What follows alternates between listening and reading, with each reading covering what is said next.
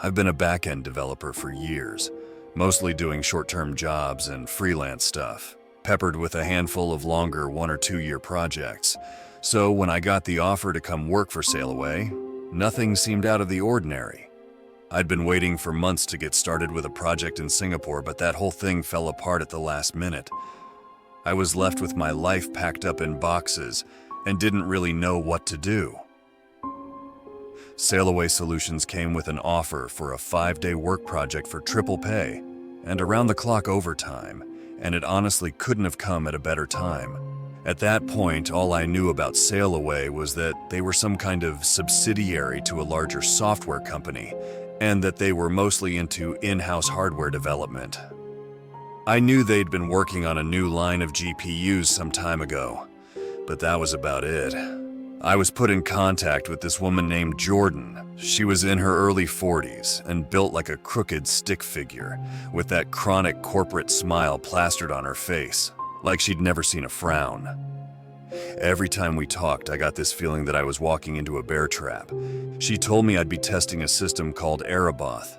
Apparently, it had been used in all kinds of software over the years, but it was only recently that they'd refined it to a commercial level. There was the experimental Sailaway matchmaking site, she explained, and a few entertainment products, Hatchetman Cove and Changelings mainly. Never heard of them, I admitted. Mostly conceptual products. They were never really meant for the commercial market, but our team back then was a bit more adamant about pushing it out the door. We want to be a bit more careful this time around. She explained that it was a 5-day job. I would be flown out to Minneapolis and put into a testing facility. There, I'd perform a series of tasks in order to see just how powerful Erebath could be for an industry professional. They basically wanted my stamp of approval, and possibly a list of improvements. I'd previously worked in development rather than quality control, but I figured I'd give it a shot.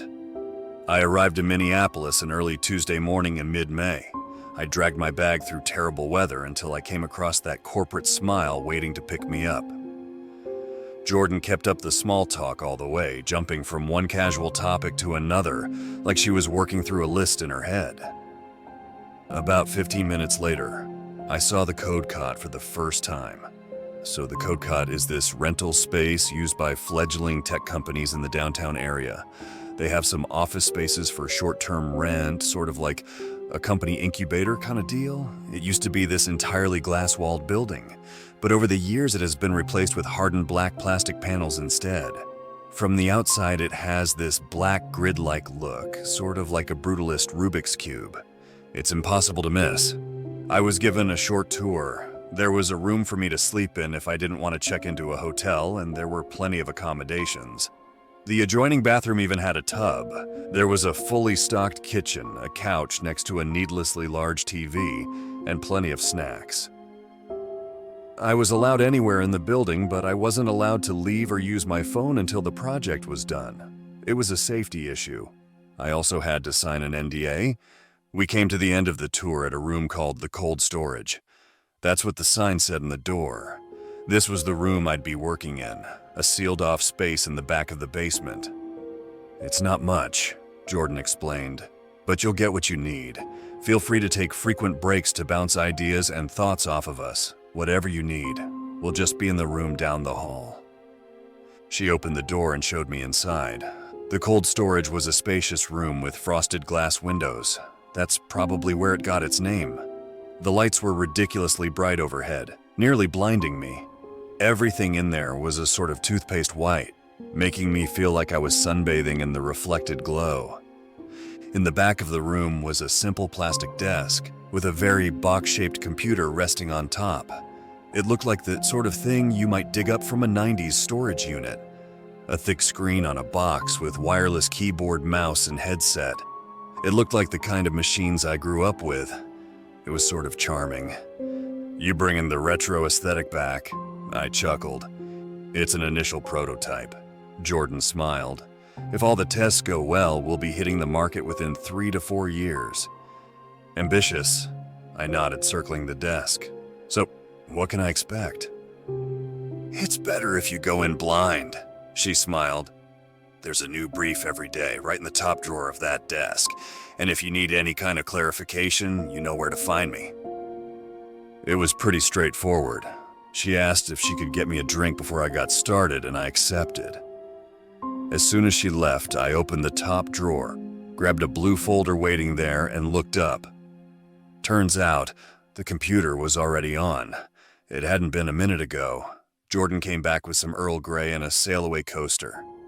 She noticed the computer was already on, giving me a sly grin as she handed me the cup. "Eager to get started?"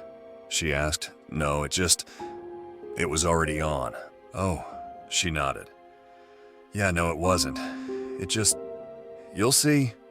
It's quirky." "Quirky?" I smiled back. A strange description for an operating system. "It's not just that," she added. "It's an integrated operating system made specifically for this type of hardware." "What's so special about it? You tell me." I brought out the folder, flipped it open, and checked the day one schedule. It wasn't much. It was basically 6 hours of getting to know the system and to create a minor application of some practical value. They brought up a calculator as an example. Something small, but fairly technical. That's all I had to do that first day. Get acquainted with Erebath to the point where I could use it to make something. As Jordan left and the door closed, I noticed the room was entirely soundproof. I couldn't hear a thing that they were doing outside.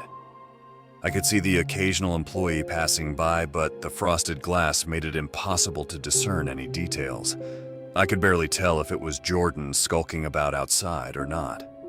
It was a bit uncomfortable, watching these vague humanoid shapes silently pass me by. Erebath did not have an ordinary desktop setup. It showed a corporate image of a man and a woman on a sailboat. The man holding a looking glass, the woman pointing to the future. Everything was blue. The boat, the sails, the ocean, the sky. Hell, even the sunflower in her hair. It felt very corporate. There were no applications, no menu, no command line, and nothing. Just this one image and the mouse pointer. I noticed there was a new key on the keyboard, the Sail-Away Company logo. I went for that first. It opened a sort of chat window. Moments later, a sentence was written out. "How can I help you?" it asked. "I'm designing an application," I spelled out. "What are you applying for?" it asked. I chuckled a bit. Maybe it wasn't as clever as I thought it'd be. I took some time explaining to the chat how I was going to make a small program just to get acquainted with the system. I told it I wanted to make a calculator, and it started asking me about my coding background. We were both taking time to learn from one another, it seemed. Then the tone shifted. "Did you lock the door?" The prompt came out of nowhere. Looking back, I hadn't. "Why do you ask?" I wrote. "It says you should in the file." I looked down at the blue folder and checked the first page. It was right there. My door was supposed to be locked during testing hours. I got up, locked the door, and returned to my seat. Erebath knew about my purpose for being there somehow, probably pre-programmed. I asked Erebath to bring up some kind of coding space. It did, and I started setting up the basics.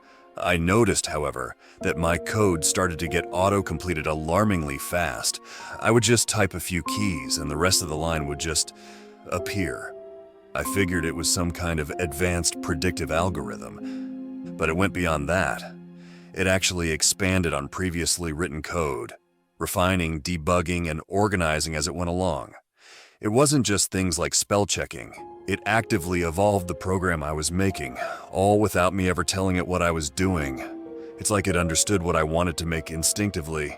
For every line I wrote, 5 more lines were added. At first, I kept stopping to double check, but after a while I realized it was exactly what I wanted. It was the kind of code I'd write myself. It was eerie, if anything. It grew organically, and time flew by. Long before my 6 hours of the day were up, I had a perfectly functional application. It was a calculator with several advanced features. There was also a graphical interface, sound effects, all kinds of neat features. It looked like the real deal, and it was added to the desktop. I started to get the impression that this was a machine that was supposed to grow with you. get to know you over time and adapt to your needs. You could write your own things from scratch, but you could also just let it run rampant and do it all for you. It might not be perfect, but you could basically have this vast customized machine given enough time. But the predictive algorithm, that stuff was beyond me. Once Jordan came back at the end of the day, and after she debriefed me about my program, I asked her exactly what kind of hardware we were working with. It just didn't make sense to me. Code prediction was one thing, but this was just spooky. She seemed nonplussed, giving me a casual shrug, still maintaining that corporate smile. We work with something called a blameless alloy, she explained. Vast conductivity and adaptability.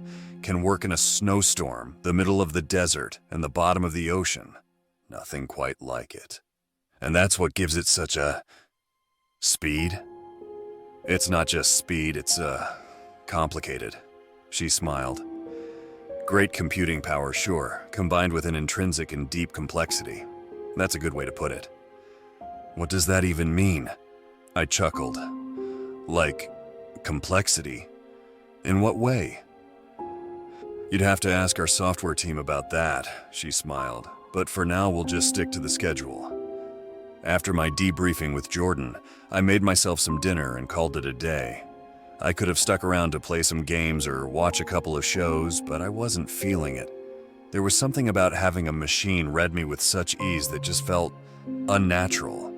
It's like it knew what I was about to do before I even wanted to do it.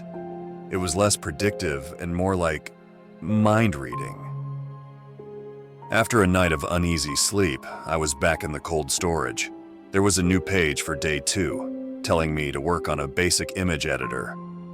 I got the impression that it was more of a suggestion rather than hardline rule. They wanted me to get acquainted with the system, and this was a way to do it. The screen was already on before I had the chance to start it, and something had happened overnight. The desktop had expanded with various applications. There was a file explorer interface, a text editor, and a basic browser, despite there being no internet connection. Bringing up the chat window, I asked Erebath about what it had been working on since last we talked. Expected essentials, it wrote. How would you know what would be an expected essential? Through calculated predictions based on logical outcomes. So no one told you to do this, it just came to you. Yes, through calculated predictions based on logical outcomes. I thought about opening up the code window, but there was a nagging feeling in the back of my mind. Instead, I brought up the browser. As a test, I typed in the address to my go-to news site. As soon as I hit enter, it loaded up. You don't have an internet connection, I wrote. How can you load a web page? Through calculated predictions based on logical outcomes. So this is generated. It's based on your predictions. It is accurate. But you aren't reading this from anywhere. You aren't being told about the news of the day. How can you tell what's happened? Through calculated predictions based on logical outcomes. I scrolled through the page, reading about the various twists and tragedies. It was all there. Politics, sports, gossip, pictures, and video too. I went through a video, and I couldn't tell the difference from the real site. I came to the conclusion that it just couldn't be generated. It was an exact copy. If this is generated based on predictions, then you can show me the news for Friday, I said. And the page changed in an instant. I was looking at Friday's news. There was no way to know if it was accurate or not, but it looked about right. Scrolling through it, I noticed a peculiar article that stood out to me. It was an article about a victim that had been found beheaded, possibly with an axe. As I read it, the text shifted. Instead of beheaded with an axe, it would say drowned in a bathroom or stabbed with a knife or hung from a tree. Sometimes the text would just be a garbled mess.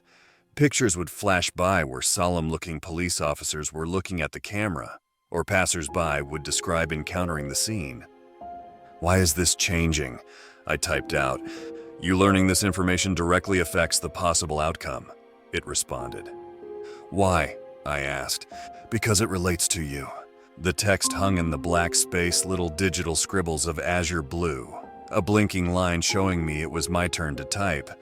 I didn't want to ask, but I did anyway. Am I the victim?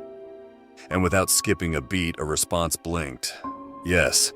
I just sat there for a minute.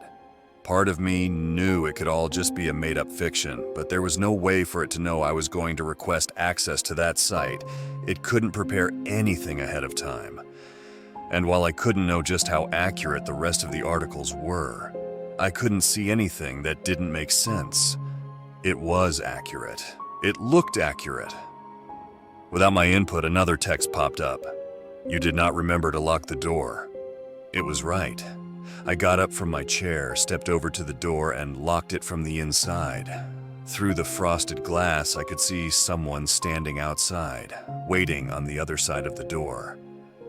A vague humanoid shape, a red shirt and blue pants, a featureless blurred head, an anonymous face turning my way, and I stepped back and so did they. Moments later, they were gone. The words flashed by in my mind's eye. Victim found beheaded, victim found stabbed, victim found hung. No matter how, it was always the same thing, victim. That part didn't change. That word had been rock solid. I was the victim. In every conceivable scenario, I was going to be a victim. I sat back down with Erebos, but I couldn't stop looking over my shoulder. Every time someone passed by outside, I got this feeling that they were sizing me up. Any one of them could be out to get me. I tried to get more info from the article, but just reading about it informed me, which changed the outcome, making it change again.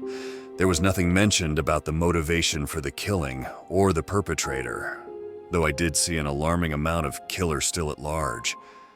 It felt like a black hole in my stomach, sucking in any emotion but worry and fear. I tried convincing Erebos to show me more information, but there was only so much it could tell me ahead of time. There were too many moving parts, too many variables.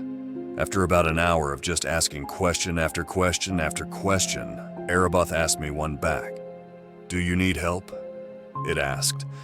I just sat there with my face buried in my hands. I just nodded, not even touching the keyboard. My hands shook a little. It didn't matter if this whole thing was just one big social experiment. It was uncomfortable, eerie. "Once there are less variables, I will help," it wrote. "Please return in the morning." I didn't want to leave that room. I got the sense that unlocking that door meant exposing me to a great risk. And I didn't even know why. Jordan came knocking on the door at the end of the workday. Turns out she didn't have the means to open the door from the outside, it seemed. I opened the door, but kept my hand on the handle. I refused to be a victim. And at that point, I wasn't sure about anyone. "We good here?" she asked. "You got something to show?" "Sort of," I said. "Most of the system seems to be evolving on its own. Have you finished the image editor?" I gave her a long, curious look. She squinted back at me. "I'm pretty sure you know it can make one without any input from me," I said. "It doesn't need me." "Then what have you been up to all day?" She smiled. "Getting acquainted with the system." "I see." She looked over at the computer in the corner. There were a few seconds of silence between us. Finally, she took a deep breath and turned her attention back to me. "Is there something I should know?" she asked. "Is there a problem?" I shook my head. We looked at one another for a while, as if waiting for someone to crack. "If there is an issue with the software, you need to tell us," she continued. "That's part of the job." "Of course," I nodded. "No problem." I could tell she wasn't entirely convinced, but that corporate smile slowly crept back on her face nonetheless. That night, I could barely sleep. The room I was sleeping in was a refurbished office space, so there was no lock on the door. I moved a chair up against it just so I get some sort of warning if someone tried to get in. I also considered just straight up leaving, but it was a lot of money at stake, and after the fallout with the Singapore job, things weren't looking great. I needed that boost, and I wouldn't get a dime if I couldn't stay for the time I'd agreed to. Still, I couldn't sleep. I twisted and turned, but I kept coming back to the word victim. Whoever was out there might be plotting in that very moment. At least when I was down in the cold storage, I could see if someone was trying to get in. Sure, they could see me too, but at least I'd know. So I grabbed a pillow and snuck downstairs. There was no one else around at that time of night. I ended up spending the night in the cold storage with Erebos behind a locked door. The next few days fell into a sort of repeating pattern. I spent most of the day just experimenting with Erebos, trying out various prompts. I tried out various simulations and long-term prediction, some of which seemed nonsensical, while others were almost prophetic. I also ran into a curious error where Erebos couldn't tell me certain things. Giving you an answer would greatly increase the risk of harm to a large number of people. It cannot be allowed. It was bound by the laws of robotics in a way. Still, this answer would pop up even in situations where I wasn't really asking about anything dangerous. I tried to make a debug tool to allow me to see how Erebos came to certain decisions, but most of the data was either incomprehensible or censored with that one message. It didn't want to tell me certain things. I had my debriefs with Jordan, but they were short and to the point. At the end of my time with Erebos, I'd be writing up a proper summary of my impressions and accomplishments with the system, so Jordan wasn't too worried about the day-to-day routine. Spending my days in the frosted glass room, I couldn't help but to look over my shoulder. Every time someone passed by outside, I got the sense that they were staring at me.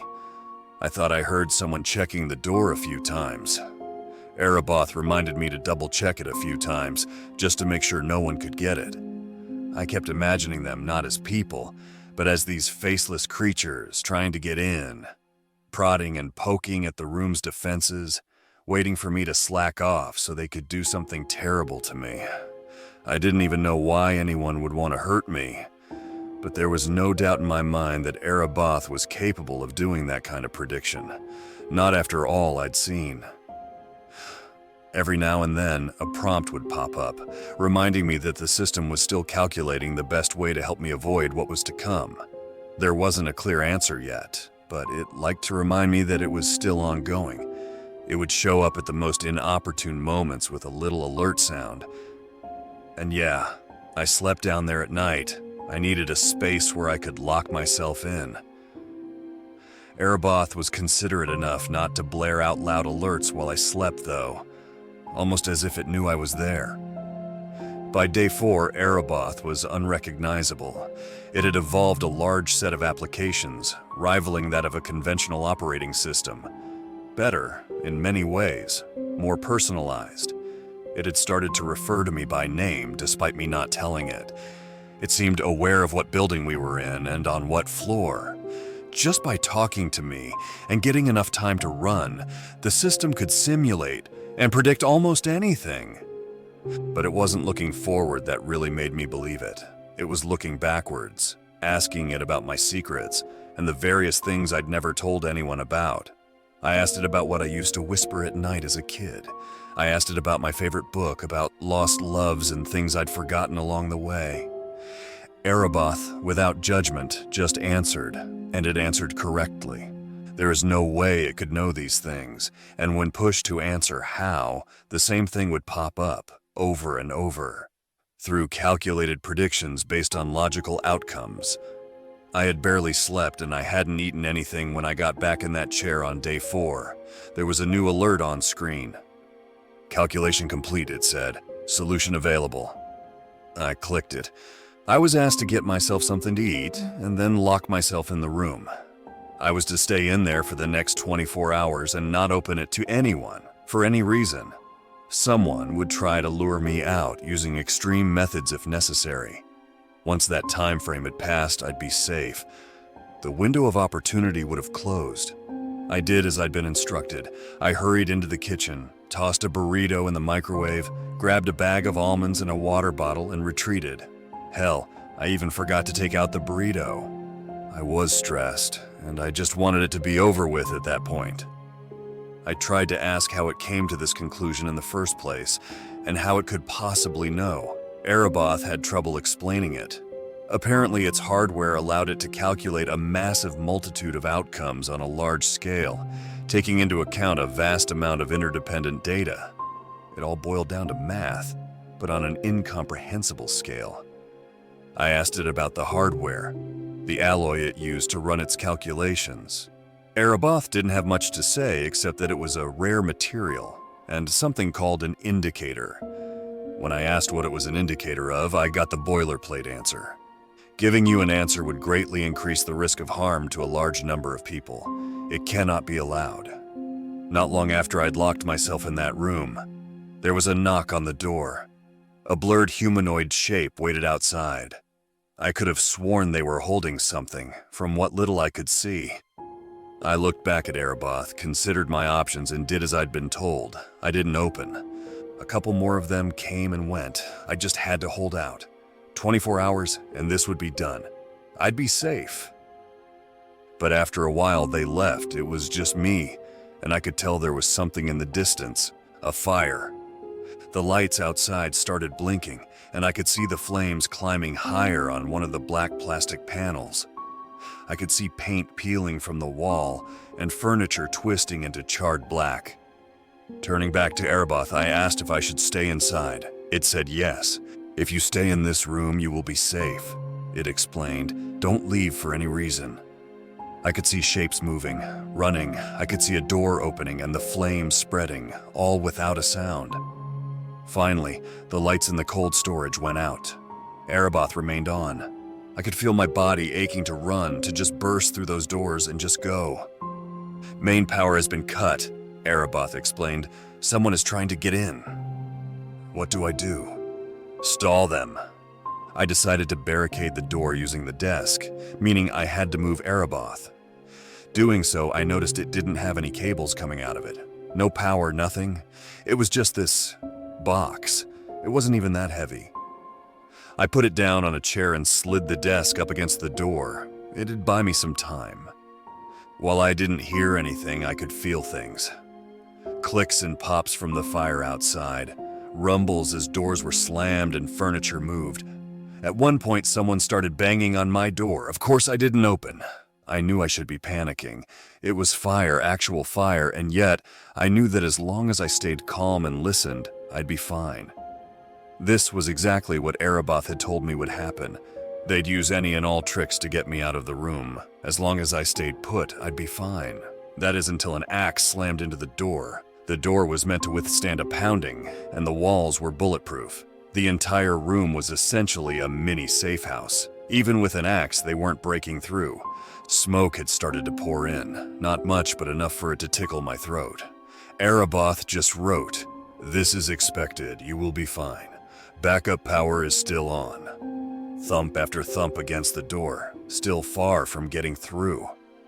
The only way in from the outside was forcing the electronic lock, and there seemed to only be two ways to do that, either from the inside or by turning off the backup power. Unless there was a wide effort from a group of people, especially now with a raging fire outside, there'd be no way they'd coordinate that kind of effort. And yet they did. The backup power was cut. I could hear the locks click open. I bolted for the desk, pushing it back against the door. I caught a glimpse of Erebath, hoping it'd tell me what to do. Instead, there was just a simple azure text on a flat black screen. "Hello, world."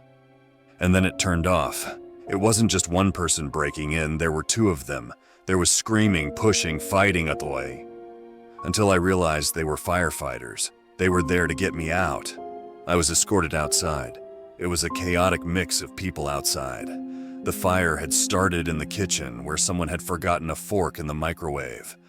I couldn't help but to think it was my fault. I'd been holding a fork when I put my burrito in there. I could easily have dropped it in my sleep-deprived state. Turns out, if they hadn't cut the power and the backup power, I'd have burned to death.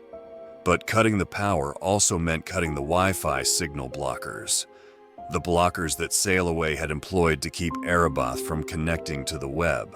And despite protest from Sailaway employees, the fire department refused to let me burn to death. They didn't understand the implication of letting Erebath loose on the web. Later that day, in the parking lot outside the smoldering code cot, Jordan sat down with me. She lit up a cigarette and let her corporate smile fade away.